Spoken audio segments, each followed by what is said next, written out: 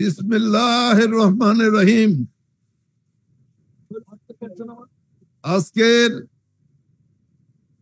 এই সম্বর্ধনা সভার সম্মানিত সভাপতি, আমার অত্যন্ত স্নেহভাজন সাবেক ছাত্র নেতা জনাব হাসানুজ্জামান শাহীন, মঞ্চে উপবিষ্ট আছেন আমাদের প্রিয় নেতা, আমাদের বৃহত্তর ময়মনসিংহের অভিভাবক, আন্তর্জাতিক খ্যাতিসম্পন্ন শ্রমিক নেতা জনাব নজরুল ইসলাম খান, মঞ্চে উপবিষ্ট আছেন বাংলাদেশ জাতীয়তাবাদী দলের সংগ্রামী ভাইস চেয়ারম্যান, টাঙ্গাইলের কৃতি সন্তান অ্যাডভোকেট আহমেদ আজম খান, মঞ্চে উপবিষ্ট আছেন বাংলাদেশ জাতীয়তাবাদী দল কেন্দ্রীয় কমিটির প্রচার সম্পাদক আমার ছোট ভাই সুলতান সালাউদ্দিন টুকু, মঞ্চে উপবিষ্ট আছেন কেন্দ্রীয় কমিটির অন্যতম নেতা, কেন্দ্রীয় কমিটির সদস্য জনাব নূর মোহাম্মদ খান, কেন্দ্রীয় কমিটির সদস্য অ্যাডভোকেট জনাব মোহাম্মদ আলী, কেন্দ্রীয় কমিটির সদস্য জনাব ওবায়দুল হক নাসির সহ কেন্দ্রীয় কমিটির সম্পাদক মন্ডলীর সদস্য সাইদ সোরাব সহ কেন্দ্রীয় নেতৃবৃন্দ এবং আমাদের টাঙ্গাইল জেলার বিপ্লবী সাধারণ সম্পাদক ফরহাদ হোসেন সহ ফরহাদ ইকবাল সহ সকল নেতৃবৃন্দ, বিভিন্ন উপজেলা থেকে আগত সংগ্রামী জনতা, বিভিন্ন জায়গা থেকে আগত কৃষক শ্রমিক জনতা, ছাত্র জনতা, যুব জনতা, ভাই এবং বোনেরা, আসসালামু আলাইকুম। প্রিয় বন্ধুরা, বক্তৃতা দেওয়ার অনেক ইচ্ছা ছিল। আমাদের নেতা নজরুল ইসলাম খান সাহেব চলে যাবেন, তার একটি অত্যন্ত গুরুত্বপূর্ণ সভা আছে, তারপরেও উনি আমাকে সময় দিয়েছেন, এই জন্য আমি ওনাকে ধন্যবাদ জানিয়ে একটু অপেক্ষা করার আবেদন জানিয়ে আমি আমার বক্তব্য শুরু করছি। এই স্লোগান বন্ধ করেন, এই নূর নবী স্লোগান বন্ধ করুন, স্লোগান বন্ধ করুন। প্রিয় বন্ধুরা আমার, আমি প্রথমে এই কৃতজ্ঞতা প্রকাশ করছি আমাদের সৃষ্টিকর্তা পরম করুণাময় আল্লাহ তাআলার প্রতি, যিনি আমাকে কারাগার থেকে মুক্ত করেছেন, যার জন্য আমি মুক্ত হয়েছি। আর আপনারা টাঙ্গাইলের জনতা, মা বোনেরা আমার জন্য দোয়া করেছেন, রোজা রেখেছেন, অনেকে তাহাজ্জুদ পড়ে কান্নায় ভেঙে পড়েছেন। আপনাদের দোয়া আমাদের পরম করুণাময় আল্লাহ তাআলা শ্রবণ করেছেন, শুনেছেন, তার বিনিময়ে আমাকে মুক্তি দিয়েছেন। আমি পরম করুণাময় আল্লাহ তাআলার প্রতি সহস্রবার কৃতজ্ঞতা প্রকাশ করে আপনাদের প্রতিও আমি আন্তরিক অভিনন্দন জানিয়ে আমি খুব সংক্ষেপে দু একটি কথা বলতে চাই। আমি প্রথমেই স্মরণ করি আমাদের শ্রদ্ধেয় নেতা মাওলানা ভাসানী, যিনি সন্তোষে সাহিত্য আছেন, যিনি এই বিএনপি সৃষ্টির জন্য, যিনি মানুষকে আমাদেরকে অনুপ্রেরণা দিয়েছেন, সেই মহান নেতার প্রতি শ্রদ্ধা জানাই। আমি স্মরণ করি, কৃতজ্ঞতা প্রকাশ করি, শ্রদ্ধা জানাই আমাদের প্রিয় নেতা স্বাধীনতার ঘোষক শহীদ রাষ্ট্রপতি জিয়াউর রহমানের প্রতি। আমি কৃতজ্ঞতা প্রকাশ করছি আমাদের নেত্রী, নির্যাতিত নেত্রী, দেশনেত্রী, গণতন্ত্রের মাতা আমাদের বেগম খালেদা জিয়ার প্রতি। আমি কৃতজ্ঞতা প্রকাশ করছি আমাদের নেতা, যিনি বাংলাদেশকে সামনের দিকে এগিয়ে নেওয়ার জন্য কাজ করে যাচ্ছেন, নির্বাচনে থেকে যিনি দলকে সুসংগঠিত করছেন, সেই প্রিয় নেতা তারেক রহমানের প্রতি। আমি কৃতজ্ঞতা প্রকাশ করছি ভাইয়ের আমার, যারা আগস্ট মাসে, জুলাই মাসে আজকে এই আন্দোলন সংগ্রাম করতে গিয়ে যারা প্রাণ দিয়েছেন, যারা আহত হয়েছেন, নিহত হয়েছেন, এবং তাদের প্রতি আমি কৃতজ্ঞতা প্রকাশ করছি। নিহতদের বিদেহী আত্মার মাগফিরাত কামনা করছি এবং তাদের শোক সন্তপ্ত পরিবারের প্রতি আমি শ্রদ্ধা জ্ঞাপন করছি। প্রিয় ভাইয়ের আমার, আজকে ফ্যাসিস্ট সরকার, শেখ হাসিনার সরকার আমাকে কারাগারে আবদ্ধ করেছিল, আমাকে মামলায় ফাঁসির আদেশ দিয়েছিল। আমি শুনেন, বাইরে একটু শুনেন, ফাঁসির আদেশ দিয়েছিল। কি রকম ভয়াবহ নির্যাতন, কি রকম ভয়াবহ নির্যাতন তারা করেছে, এটা আপনারা যারা নির্যাতন দেখেন নাই তারা কিন্তু অনুভব করতে পারবেন না। আমাদেরকে রিমান্ডে নিয়ে অমানসিক অত্যাচার করেছে। প্রিয় বন্ধুগণ, আপনারা শুনলে অবাক হয়ে যাবেন যে আমি একজন মন্ত্রী ছিলাম, আমি বিএনপির কেন্দ্রীয় নেতা, সংগ্রাম করে আজকে এই পর্যন্ত এসেছি, সংসদ সদস্য ছিলাম। আমাকে যে নির্যাতন করেছে আপনাদের সামনে বর্ণনা করতে গেলে আপনারা কিভাবে সেটা গ্রহণ করবেন জানি না। আমি আমার সেই নির্যাতনের কাহিনী বলতে চাই না, শুধু একটি কথা বলতে চাই। একদিন এমন ভাবে আমাকে নির্যাতন করা হয়েছিল, সারা রাত্রি, পরের দিন সকালে কোর্টে অর্ধমিত অবস্থায় আমাকে চালান করা হয়েছিল। অর্ধমিত অবস্থায় কোর্টের বারান্দায় পড়েছিলাম। ম্যাজিস্ট্রেট আমাকে দেখে সেই দিন আবার রিমান্ডে চেয়েছিল, রিমান্ড না দিয়ে আমাকে জেলখানায় পাঠিয়েছিল। আর জেলখানায় পাঠানোর পর আমার চিকিৎসার ব্যবস্থা করেছিল, আর সেই চিকিৎসা হয়েছিল 5.5 মাস পর্যন্ত আমাকে হাসপাতালে থাকতে হয়েছে। তাহলে অনুভব করেন যে কি পরিমাণ নির্যাতন করা হয়েছিল। প্রিয় বন্ধুরা আমার, আমি আরো নির্যাতন দেখেছি। আমি যখন হাসপাতালে ভর্তি, আমি অনেক মানুষকে দেখেছি হাসপাতালে এসেছে 3 দিন 4 দিন থাকার পর তারা মৃত্যুবরণ করেছে। আপনারা কল্পনা করতে পারেন যে ড্রিল মেশিন দিয়ে আমরা কাঠ ছিদ্র করি, সেই ড্রিল মেশিন দিয়ে মানুষের হাঁটুকে ছিদ্র করে দিয়েছে, মানুষের পিঠকে ছিদ্র করে দিয়েছে, এবং তারা হাসপাতালে কাতরাতে মৃত্যুবরণ করেছে। তাহলে উপলব্ধি করতে পারেন কি ফ্যাসিস্ট সরকার ছিল। আমার সাথেই আমাদের অনেক মাওলানা ছিল। মাওলানা সালাম এই 21 আগস্ট গ্রেনেড হামলার সময় তিনি পাসপোর্ট নিয়ে পাকিস্তানে ছিলেন, এখানে ছিলেন না। এখানে ছিলেন আব্দুল হাই সাহেব, আমাদের সাথে ছিলেন। তিনি সেই আরব দেশে, তার পাসপোর্ট ছিল, আরব দেশে তিনি ইমামতি করছেন। মাওলানা তাহের সাহেব আরব দেশে ইমামতি করেছেন। এমন ভাবে তাদেরকে অত্যাচার করা হয়েছে যে জেলখানায় তারা মৃত্যুবরণ করেছে। তারা আমার চেয়ে অনেক বয়সে ছোট ছিল।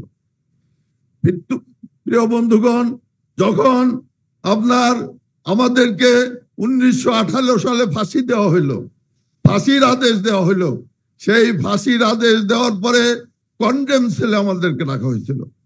কন্ডেম সেল সম্পর্কে আপনাদের ধারণা আছে কিনা জানি না। কন্ডেম সেলে রাখা হয়েছিল। সেই কন্ডেম সেলে আমাদের উপরেও কন্ডেম সেলেও নির্যাতন করা হয়েছে, নিপীড়ন করা হয়েছে। দীর্ঘ 6 বছর এক দিন রাত্রে দেখেছি আমার পাশের রুম, তার পাশের রুম থেকে মানুষকে নিয়ে ফাঁসির কাস্টে ঝুলানো হচ্ছে। তখন আমাদের অন্তরটা কেমন করেছে আপনারা নিজেরা উপলব্ধি করেন। প্রিয় বন্ধুগণ, এইভাবে নির্যাতন করতে করতে 20 সাল থেকে 24 সাল এই সরকার পতনের আগ পর্যন্ত আমার পরিবারের সাথে পর্যন্ত একটি লোককেও দেখা করতে দেওয়া হয় নাই। কাজেই এই নির্যাতন একের পর এক, যদি আমি 22 দিন 25 দিন রিমান্ডে ছিলাম, প্রত্যেক দিনের নির্যাতনের কথা যদি আপনাদেরকে বলি আপনাদের লোম শিহরি উঠবে, গা শিহরি উঠবে। সময় নাই, আমি বলতে চাই না। শুধু এই কথাই বলতে চাই, পরম করুণাময় আল্লাহ তাআলা অত্যাচারীদেরকে কোনোদিন ক্ষমা করে নাই, এই শেখ হাসিনাকেও ক্ষমা করে নাই, ক্ষমা করে নাই। আল্লাহ তাআলা ছাড় দেন, কিন্তু আল্লাহ তাআলা ছেড়ে দেন না। শেখ হাসিনাকে ছেড়ে দেন নাই, ছেড়ে দেন নাই। প্রিয় বন্ধুরা আমার, আমি এখন আরো দু একটি কথা বলতে চাই। এই টাঙ্গাইলের মাটিতে আমি সংগঠন করছি, আমার এলাকায় আমার পরিচিত ছিল না। ছোটবেলা থেকে টাঙ্গাইলে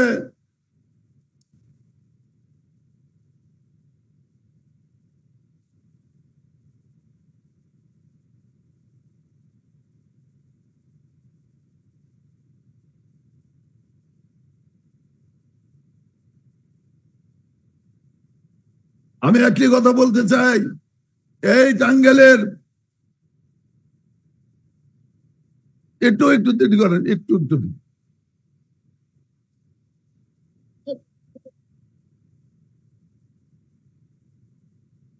একটু দেরি করেন, একটু ধৈর্য করেন, একটু ধৈর্য নিন। প্রিয় বন্ধুগণ আমার, কথা শুনেন, কথা শুনেন। এই টাঙ্গাইলের অলিগলি, এই টাঙ্গাইলের প্রত্যেক পাড়ায় আকুর দিঘিলিয়া, ব্যাপারী পাড়া, থানা পাড়া, বিশেষ বেদকা সহ যে সমস্ত পাড়া আছে, প্রত্যেকটি পাড়া ছিল আমার রাজনৈতিক ঘাঁটি।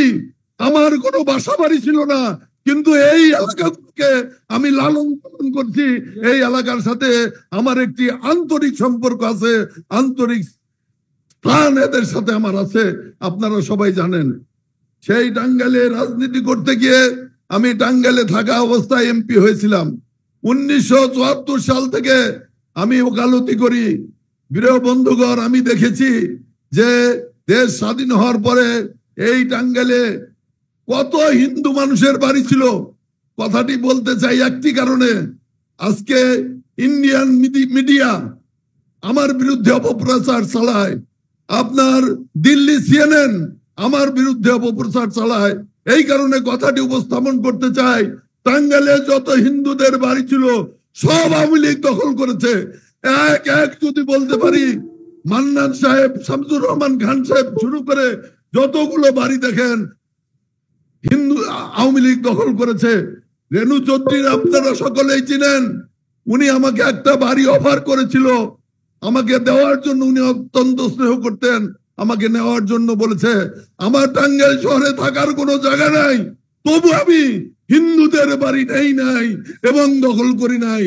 আপনাদের কাছে বলতে চাই, যখনই কালীবাড়িতে বা কোনো জায়গায় কোনো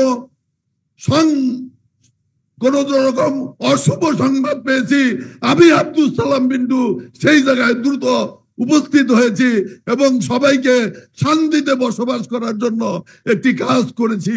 আপনারা সেটা সকলেই জানেন। আজকে এই কথাগুলো এই কারণেই মনে করে দিতে চাই যে এই অপপ্রচার, আমার বিরুদ্ধে অপপ্রচার, সেটা অত্যন্ত অন্যায় এবং অত্যন্ত চক্রান্ত এবং ষড়যন্ত্রের একটি অংশ। প্রিয় বন্ধুগণ, আমার যত জুনিয়র আছে তাদের টাঙ্গাইল শহরে বাড়ি গাড়ির মালিক হয়েছে, আমি হতে পারি নাই। 3 বার মন্ত্রী হয়েছে, 3 বার এমপি হয়েছে, 1 বার মন্ত্রী হয়েছে। টাঙ্গাইল এবং ঢাকা শহরে আমার কোনো বাসা নাই।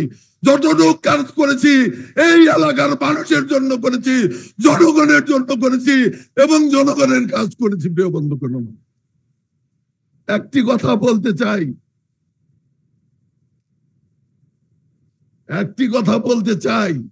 ভাইয়ের আমার, অনেকেই অনেক কথা বলেন, অনেক পরিবারের কথা বলেন।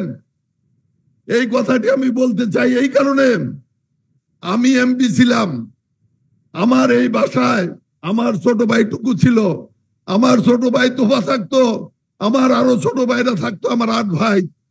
এই টাউন প্রাইমারি স্কুলের ছাত্র ছিল, বিন্দুবাসিনী স্কুলের ছাত্র ছিল। কোন সময় বলতে পারবেন সালাম বিন্টু এমপি ছিল, সালাম বিন্টুর ভাইরা কোন জায়গায় কোনো কাজ করেছে, কোন জায়গায় অত্যাচার করেছে, জুলুম করেছে? করে নাই। এবং আমি বিশ্বাস করি সেই সময়ে, আমি যখন এমপি ছিলাম, সেই সময় আমাদের ভাইকেও, কোনো ভাইকে কেউ চিনত না। তারা কোনো মানুষের সাথে কোনো বেয়াদবি কোনোদিন করেছে আমার অন্তত পক্ষে জানা নাই। আপনারা জানেন সেটা করেছে কি করে নাই। সেই জন্য এই কথাটি বললাম এই কারণেই যে কারো রক কাটা গিয়েছে, আমার ছোট ভাই বলেছে, কারো আমি হাসপাতালে দেখেছি, আওয়ামী লীগের জেলখানায় দেখেছি, কারো পাও নাই, কারো হাত নাই, গ্রুপে গ্রুপে মারামারি হয়েছে এবং তারা সন্ত্রাসের রাজত্ব কায়েম করেছিল, সন্ত্রাসের রাজত্ব কায়েম করেছিল। প্রিয় বন্ধুগণ, বাংলাদেশ জাতীয়তাবাদী দল সন্ত্রাসে বিশ্বাস করে না, শান্তিতে বিশ্বাস করে। তাই বলতে চাই, আমরা যদি আবারও আমরা আপনাদের ভালোবাসা নিয়ে, আপনাদের কে সাথে নিয়ে টাঙ্গাইল জেলাকে সন্ত্রাস মুক্ত, চাঁদাবাজ মুক্ত, মাদক মুক্ত টাঙ্গাইল করে তুলবো ইনশাআল্লাহ, ইনশাআল্লাহ। এখানে যেহেতু এই কথাটি আমার কর্মী সবাই ভালো ছিল, তারপরে আমি বলতে চাই, আজকে কিন্তু একটি মিলন মেলায় আপনারা সমবেত হয়েছেন, তাই না? আজকে কিন্তু দলমত নির্বিশেষে এখানে এসেছেন। বাংলাদেশ জাতীয়তাবাদী দলের মধ্যে যে একটু গ্রুপিং ট্রুপিং ছিল সেগুলো ভেদাভেদ ভুলে গিয়ে এখানে এসেছেন। তাই আমি বলতে চাই, আগামী দিনে যদি আমার সাথে এই মঞ্চে যারা উপস্থিত আছেন তারা যদি একমত হন, আমি বলতে চাই টাঙ্গাইলে একটি ঐক্যবদ্ধ জাতীয়তাবাদী দল করতে চাই, ঐক্যবদ্ধ জাতীয়তাবাদী দল, যেখানে কোনো ভেদাভেদ থাকবে না, যেখানে কোনো প্রতিহিংসা থাকবে না। আপনারা কি রাজি আছেন ভাইরা? হাত তুললে রাজি আছেন? প্রিয় বন্ধুরা আমার, আজকে সময় নাই, যেহেতু নজরুল ইসলাম খান সাহেব বক্তৃতা দিবেন, অনেক বক্তৃতা ছিল, তার মধ্যে কয়েকটি কথা বলতে চাই।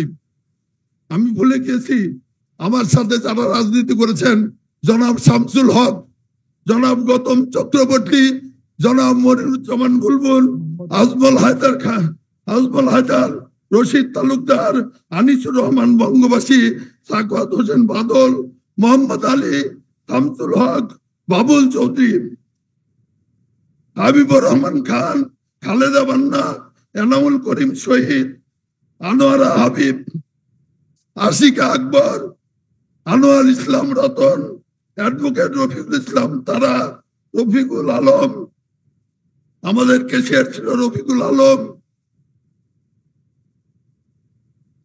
গোলাম নুরুন নবী মাস্টার, মুসা চৌধুরী, ব্রিগেডিয়ার ফজলুর রহমান, আমাদের অত্যন্ত স্নেহের Khoka Chowdhury, Zahurul Islam Babu, Abu Hamid Talukdar Gorutia, Hamid Abuji, Nurul Islam master, Abdul Jabbar master, Samad chairman, Khorshed Alam master, Alam Mia, Shukur Mia, Atika Haque, সকলের বিধি আত্মার মাগফিরাত কামনা করছি এবং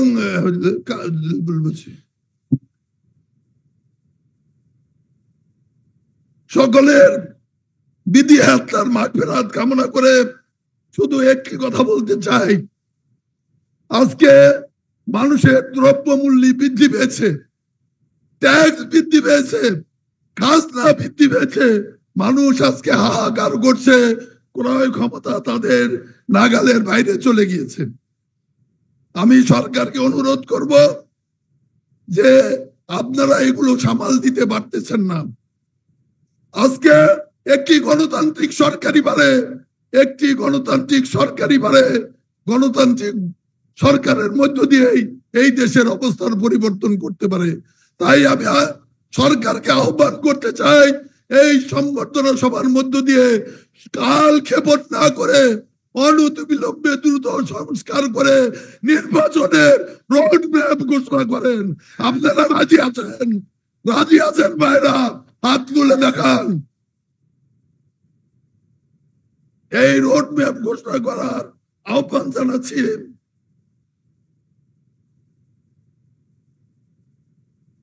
সর্বশেষ বলতে চাই, শেখ হাসিনা আমাকে ফাঁসি দিয়েছিল, কোনোদিনও কল্পনা করি নাই আপনাদের সামনে উপস্থিত হতে পারবো।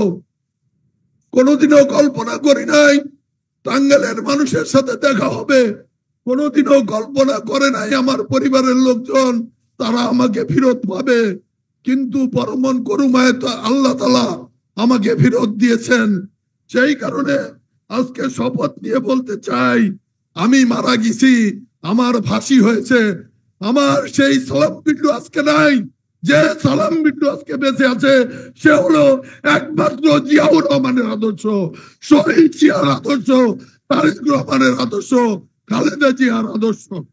এই আদর্শকে প্রতিষ্ঠা করার জন্য আমি আপনাদের সেবক হিসাবে কাজ করতে চাই। আপনারা কি আমার সাথে থাকবেন? থাকবেন? হাতে তালি দিয়ে অভিনন্দন। বাকি কথা আমি পরে বলবো। প্রিয় বন্ধুরা আমার, নজরুল ভাই বক্তৃতা দিবেন, বক্তৃতা শোনার আবেদন জানিয়ে সকলকে ধন্যবাদ দিয়ে আমার বক্তব্য শেষ করছি। বাংলাদেশ জিন্দাবাদ, শহীদ জি অমর হোক, খালেদা জিয়া জিন্দাবাদ, দেশনায়ক তারেক রহমান জিন্দাবাদ, জিন্দাবাদ।